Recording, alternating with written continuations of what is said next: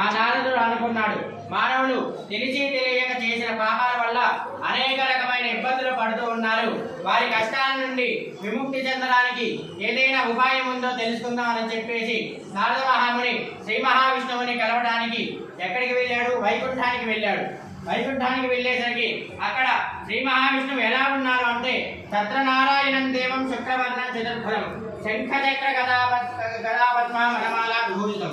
ఆ యొక్క శ్రీ మహావిష్ణువు ఎలా ఉన్నారు అంటే తెల్లని దేహంతో మెరిసిపోతూ 4 చేతులు కలవాడై 4 చేతుల్లో శంఖము, చక్రము, గద, పద్మము, వనమాల ఇవన్నీ కూడా ధరించి లక్ష్మి భార్యా సమేతుడుగా దేదీప్యమానంగా వెలిగిపోతూ నారద మహామునికి దర్శనమిచ్చారు.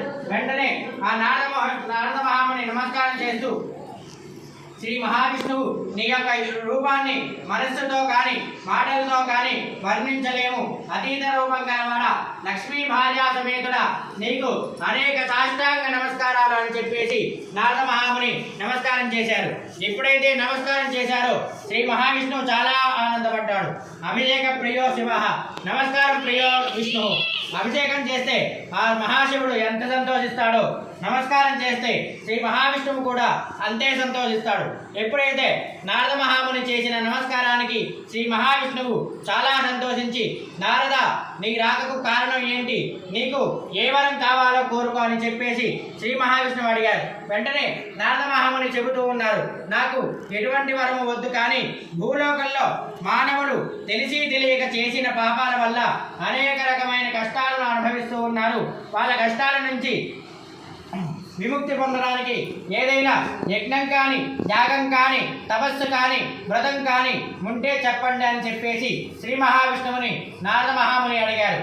వెంటనే శ్రీ మహావిష్ణువు చెబుతూ ఉన్నారు, ఎవరైనా వరం అడిగితే ఏ మేడలో మెద్దలు బంగారం ఆస్తులు అడుగుతారు, కానీ నువ్వు లోకానికి ఉపయోగకరమైన చక్కటి విషయాన్ని అడిగావు కాబట్టి నీ మీద ఉన్న వాత్సల్యం చేత చెబుతున్నానని చెప్పేసి శ్రీ మహావిష్ణువు సత్యనారాయణ స్వామి వ్రతం గురించి ప్రారంభం చేశారు. సత్యస్య వ్రతం ఆచరేది. కలియుగంలో నా యొక్క అవతారమైన శ్రీ వీర వెంకట రమాసహిత సత్యనారాయణ స్వామి వ్రతం అని ఒకటి ఉంది. ఆ వ్రతాన్ని ఎవరైతే భక్తి శ్రద్ధలతో ఆచరిస్తారో, చూస్తారో, కథలు వింటారో, తీర్థ ప్రసాదాలు తీసుకుంటారో వారందరికీ కూడా సకల సుఖాలు కలిగి మోక్షాన్ని పొందుతారని చెప్పేసి శ్రీ మహావిష్ణువు నారద మహామునికి చెప్పారు.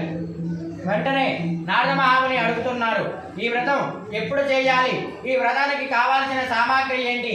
ఈ వ్రతం చేస్తే ఎటువంటి ఫలితాలు కలుగుతాయో చెప్పమని చెప్పేసి శ్రీ మహావిష్ణువుని అడిగారు. వెంటనే శ్రీ మహావిష్ణువు చెబుతున్నారు, మాఘేవా మాధవే మాసి కార్తీకేవా శుభేదినే.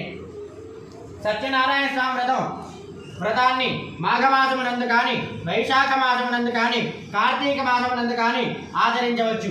అదేవిధంగా మన ఇంట్లో ఎటువంటి శుభకార్యాలైనా, వివాహాది, ఉపనయనాలు, గృహప్రవేశాలు, ఇలా ఏదైనా ఒక కార్యక్రమం చేసుకున్నప్పుడు రమాసహిత సత్యనారాయణ స్వామి వ్రతాన్ని ఆచరించవచ్చు. అదేవిధంగా వ్రతానికి కావాల్సిన సామాగ్రి మొత్తం కూడా చెప్పారు. అరటి పళ్ళు, పాలు, పెరుగు, తేనె, నెయ్యి, పంచదార, ఇలా కావాల్సిన సామాగ్రి మొత్తం కూడా చెప్పారు. ఈ వ్రతం చేద్దాం అనుకున్న వారు ఉదయాన్నే లేచి కాలకృత్యాది కార్యక్రమాలు అన్నీ కూడా పూర్తి చేసుకొని సాయంకాలం వరకు ఉపవాసం ఉండి, సాయంకాలమున ఇంటికి ఈశాన్య దిక్కున 5 రంగుల చూర్ణాలతో ముగ్గులు వేసి, దానిపైన పీఠాన్ని ఏర్పరిచి, దానిపైన ఒక వస్త్రాన్ని వేసి, దానిపైన బియ్యం పోసి కలశాన్ని ఉంచాలి. ముందుగా గణపతి పూజ, ఆదిత్యాది నవగ్రహాలు, ఇంద్రాది అష్టదిక్పాలకులు ఆవాహన చేసుకొని శ్రీ వీర వెంకట రమాసహిత సత్యనారాయణ స్వామి వారిని ఆవాహన చేసుకొని పంచామృతాలతో అభిషేకం చేసుకొని అత్యంత భక్తి శ్రద్ధలతో షోడశోపచార పూజలు చేసి స్వామివారికి అష్టోత్తర శతనామ పూజ చేసి స్వామివారి కథలు విని వచ్చిన బ్రాహ్మణులు, బంధువులు అందరితో కూడా కలిసి అత్యంత భక్తి శ్రద్ధలతో వ్రతాన్ని ఆచరించి స్వామివారి తీర్థ ప్రసాదాలు తీసుకొని ఎవరైతే భోజనం చేసి సత్యనారాయణ స్వామి వ్రతాన్ని ఆచరిస్తారో వారందరికీ కూడా సకల సుఖాలు కలిగి చివరికి మోక్షాన్ని పొందుతారని చెప్పేసి మొదటి కథలో చెప్పారు. ఇది శ్రీ స్కాందపురాణే రేవాఖండే అక్షంతలు అక్కడ వేసేసి కొబ్బరికాయ కొట్టారు. ఇది శ్రీ స్కాందపురాణే రేవాఖండే ప్రథమోధ్యాయ సమాప్త. కొబ్బరికాయ తీసుకొని పోతాము, నీళ్ళు పట్టు అగ్ని పెట్టేసే